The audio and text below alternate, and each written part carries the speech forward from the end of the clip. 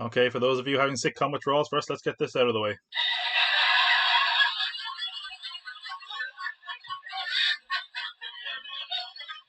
Okay, then now let's get into some weird shit.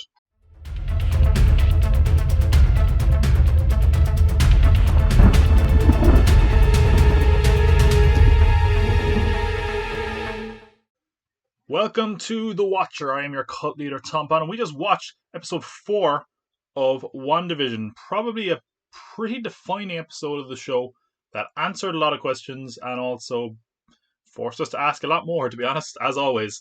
Now, just up top, if I had to give my thoughts on this episode, I think it was an episode that was always going to be necessary. Was it an entertaining episode? It was okay. I think it was probably towards the lower scale of the other episodes. I probably prefer this one, maybe the least out of all of them, possibly. Certainly in the middle of the pack. Certainly not my favorite episode, but of course, as I said, this was always going to happen. We always need an episode like this. So for a lot of people, this was the episode they were kind of waiting for. They were kind of getting a bit impatient, I think. But I enjoyed the earnestness of the other sitcoms. So, I think we'll probably be going back to that soon enough. But anyway, this is the episode, and rather frustrating for some people is that it didn't pick up exactly where we left off. Last time the show ended, we had Monica Rambeau, or Geraldine, thrown out of Westview and surrounded by sword agents. And this time, we honestly don't get back to that moment until the end of this episode, so we don't get ahead of ourselves at all. But we do pick up with the character of Monica Rambeau, who we can officially call Monica Rambeau now. I was calling her Monica anyway, because Marvel basically said she was Monica. Um, but the show didn't call her that until now. Pick up in a rather distressing scene, actually, because Monica has just come back from the blip. Basically, of course, at the end of Infinity War, everyone got snapped, turned to dust, and Endgame they were all brought back. She was obviously one of these people who was snapped out of existence and is brought back. And it's interesting because we haven't really seen this in the MCU yet. We had it in Far From Home, but it was played for kind of humor.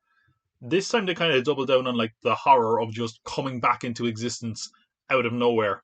And definitely it was even more distressing for Monica because she was in a hospital, and as we find out, she was in hospital with her mother, Maria Rambeau, who we saw in Captain Marvel, played by Lashana Lynch, who had cancer. And in the time where she has been gone, that 5 years, she has died, which of course very distressing news for her.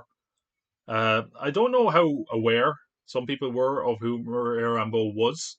In general, they kind of do a few things to try to jog your memory. There's a photo at one point of her, and at one point they literally scream her name at you. My mom is Maria Rambeau. Maria Rambeau.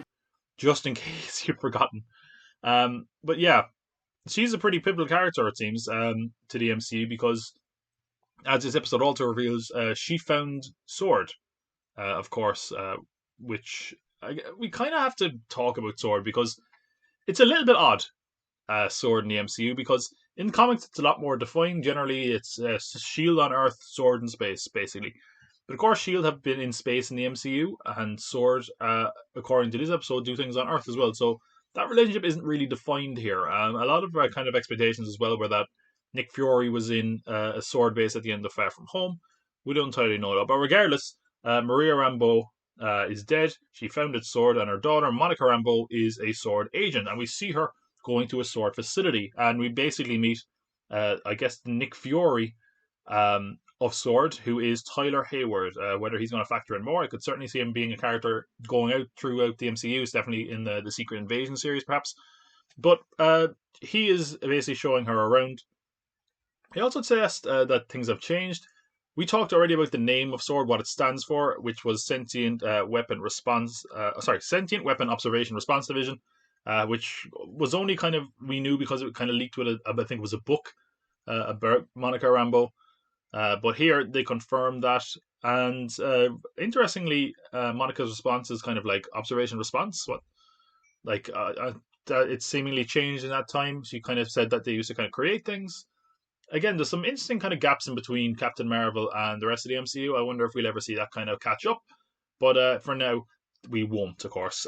So because of a rule actually made by her mother, whereby if any agent did come back from being dusted, that they would be kind of grounded and put on terrestrial leave, not dealing with any space stuff. In other words, that is what Monica Rambeau gets landed with. She gets landed with a missing persons report in New Jersey. So there you go. Westview is in New Jersey. Brilliant. Now, I don't know if that means anything at all. Like, trying to remember, is there any notable character from New Jersey? don't know. Maybe Miss Marvel. I don't know. I don't think it's going to matter anyway. But regardless, that brings her to Westview, New Jersey, and kind of get some weird things here that not entirely sure. But it seems like there's people in the town they can't contact. They tried ringing people in the town, it's not working. There's people kind of near the town, like sheriffs and stuff, that have been basically had their minds erased so that they don't think Westview ever existed. They say they're from Eastview. Now, we also get the return of an MCU character here, Jimmy Woo, played by Randall Park, who we saw in Ant-Man and the Wasp. Not the only MCU character to return, as we get to in a sec, but they're kind of discussing what the hell is going on here. And Tom's theories went, well, I was kind of right. I said Monica Rambeau was flying through that helicopter, and she did, but it's not really a real helicopter. I was thinking maybe it was a full helicopter that shrunk down. In fact, it was a drone that they fly in to the world of Westview, the sitcom world, and then promptly disappears, which sees Monica investigating. She touches the force field, and as a result of that, she gets sucked in. Of course, seeing this, that leads to a kind of a shield, or sword, I should say, base being established there, and also brings back another MCU character, which is Darcy, played by Kat Dennings. We haven't seen Darcy since Thor: The Dark World, I don't think. She's a character that kind of gets a lot of hate, which kind of comes with being a comedic relief. I think she's fine generally. I like Kat Dennings, and I think that when she has a defined role, she works quite well. And here they have a defined role. She's become a doctor since we last saw her, and as they note, they're bringing in like all these doctors and all these experts in these different fields that are so different that they clearly have no idea what is going on here. And based on this, we have, thankfully, she's a doctor now, and she's able to figure out, hey, there's radiation spiking, but there's also a broadcast frequency underneath all this. And when they notice a broadcast frequency, she gets an old TV, and she can watch WandaVision just like the rest of us. And so the end of the first episode, where we saw someone monitoring the situation on a sword base, was seemingly Darcy. We get the exact same shot in this episode. So we get a couple of answers to some of our major questions in this episode. I guess of the kind of early episodes, some of the three questions we've had that are pretty basic, that probably have a definitive answer, was who's the person in the bee suit, what's the story with the helicopter, and who is the voice on the radio. And we get answers to all of these in this episode. So the person in the bee suit, as we suggested, had a sword logo on his back. This is kind of linked to a helicopter in some way, but basically it's in the episode we see a sword agent in a hazmat suit going under the ground and trying to come into Westview through the sewers. And we also, of course, with the helicopter, as I mentioned, it was the drone that flew in. So what's happening here is that things from the outside world are being sort of retrofitted to suit the aesthetic and the production design of the sitcom era. So, for example, I guess they're saying, hey, hazmat suit wouldn't make sense in our 60s sitcom, but a man in a beekeeping costume, that says. Seems a bit strange, but sure, who am I to judge?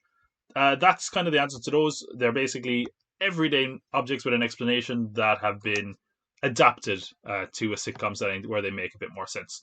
As for the final question that we had, which is who was the voice on the radio, Kat Dennings Darcy notices that there's a radio in some scenes and that you might be able to contact Wanda through the radio. So people suggesting that it was Jimmy Woo were in fact correct. But the thing here that's interesting is that any time that this sort of sitcom reality is broken, which we've seen in a couple of episodes now, we had the voice on the radio, and we also have in the last episode where they mentioned Ultron, but we'll come back to that scene in a minute.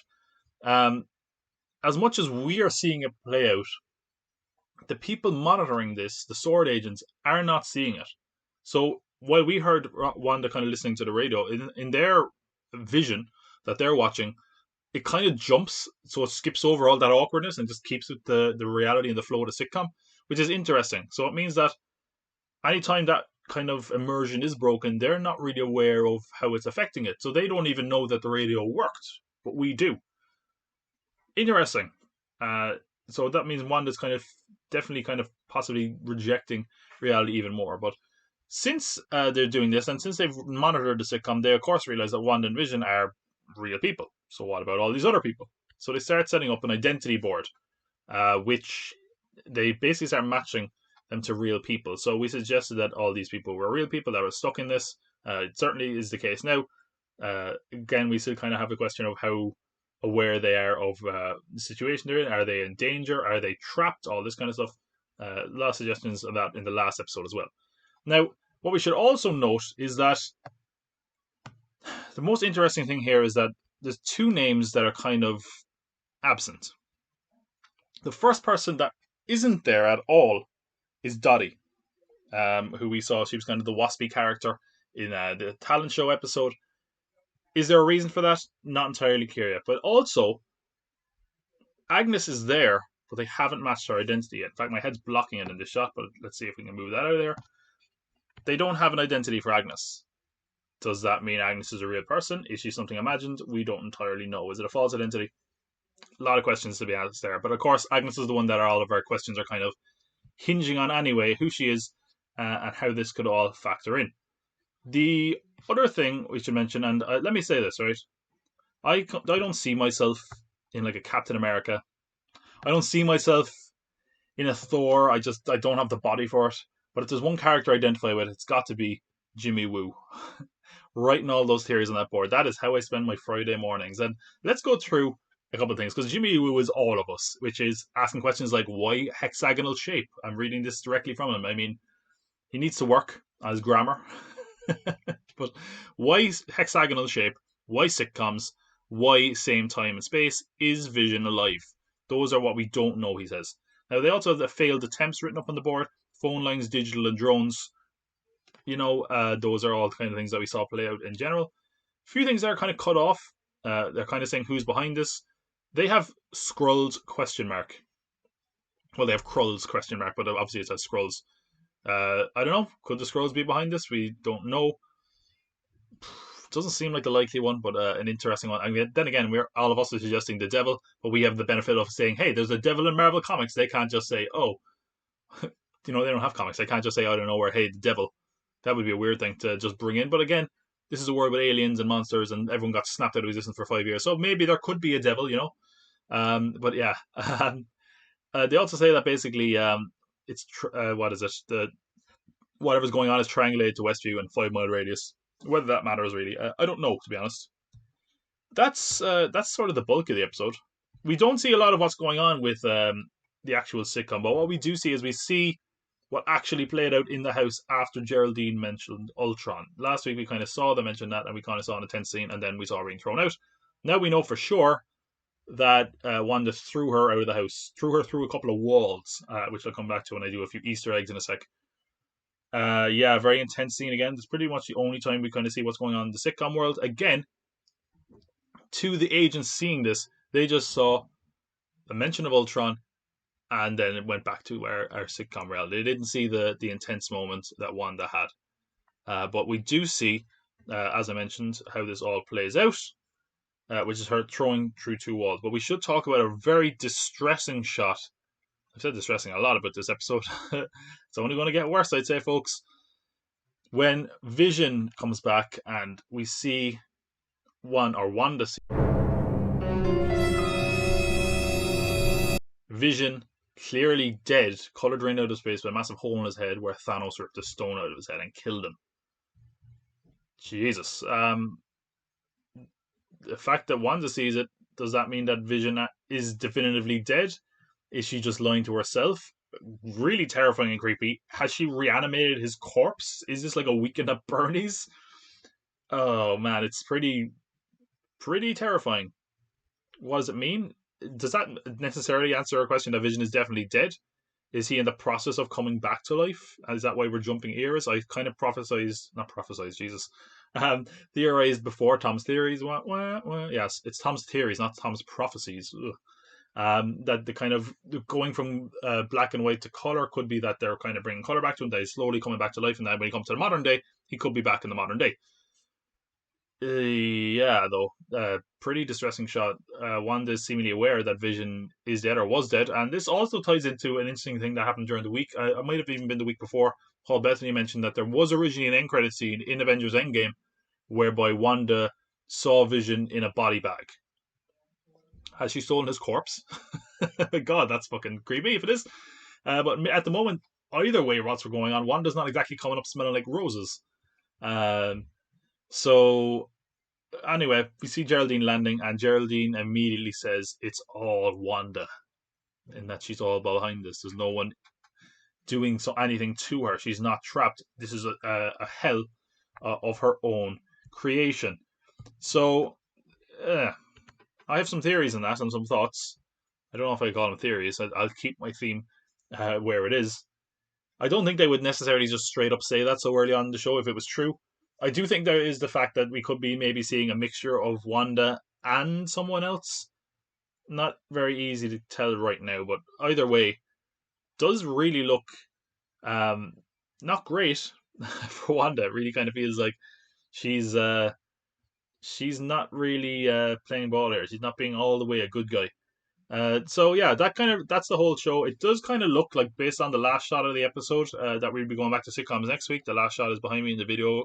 Um, it does seem like we're going back to sitcoms. The question I kind of have is whether or not it's going to be all purely sitcom. Are we now going to get kind of intercut the sitcom world and the sword kind of world?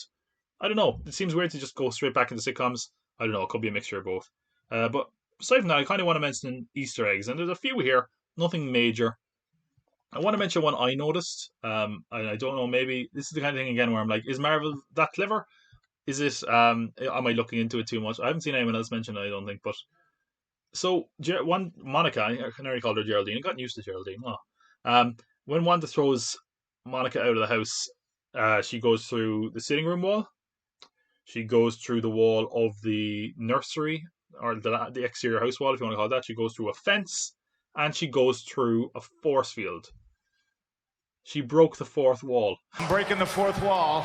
So maybe that's me looking into it. What if you don't know what that means? Basically, the fourth wall is like a world outside of a created world. So it's called a fourth wall because if you look at sitcoms, you have three walls, and the fourth wall is the audience. So like if you were watching, I'm trying to think of a show that hasn't broken the fourth wall at this stage. Let's say you were watching like 2.5 Men. I don't know why you're watching 2.5 Men, but all of a sudden Charlie Sheen just turned to the camera and said, "Are you enjoying this show?" That would be breaking the fourth wall. He's acknowledging the world of the show. Obviously, the famous Marvel character to do this constantly is Deadpool, although She-Hulk does it as well. Don't look into it too much. I don't think Deadpool there's anything to do with Deadpool. I just think it's a kind of clever nod because, of course, Monica did break the fourth wall. She referred to Ultron, which Ultron doesn't exist in this sitcom world that Wanda's created. So, kind of just a fun, cheeky nod there. The other one that I've seen a lot of people point out is Jimmy Woo. When he's introduced us some close-up magic at Ant-Man and the Wasp, we saw him do some close-up magic, or learning some, thanks to Scott Lang. Close-up magic. Sir, can you knock? James E. Woo, FBI. So that's just kind of a fun nod. There's another one. I really don't think there's going to be anything, but I'll just say it for the sake of being totally comprehensive. They mention astronauts experimenting in sword. Fantastic Four. Probably not. Like I said last week, just played a clip from last week. Not everybody is going to be someone. Yeah, not everyone is going to be someone. But then that's just part of the fun of this is overanalyzing it and kind of trying to guess at what's going on. But we certainly got some answers this week. Not every answer, but certainly some of them. And of course, we have more questions that we now have to ask based on this. We still don't entirely know what's going on or who's behind it. Is it all Wanda as they suggest? I don't think so personally, but what do you think? Let me know in the comments below. And I hope you will come back and watch this with us next week, because remember, I'll be watching. I'll see you on the next one.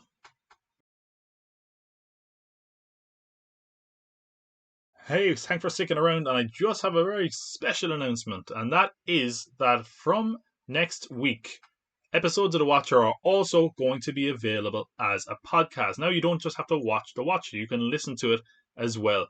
Here's how you do that. Behind me is the popcultpod logo. Just go to wherever you find podcasts, search popcultpod, and The Watcher will be available on that stream. So now you can listen to The Watcher, you can watch The Watcher on YouTube. Either way, it's there for you when you need it. So yeah, starting next week, if you want to listen to these while you watch the show, you can. It's entirely up to you. It's not like it's a commentary or anything, but now you have more ways of accessing this than ever before. Regardless, whether you're coming back next week to watch or to listen, I hope you do come back, because remember, I'll be watching, and I can't spell cult without you.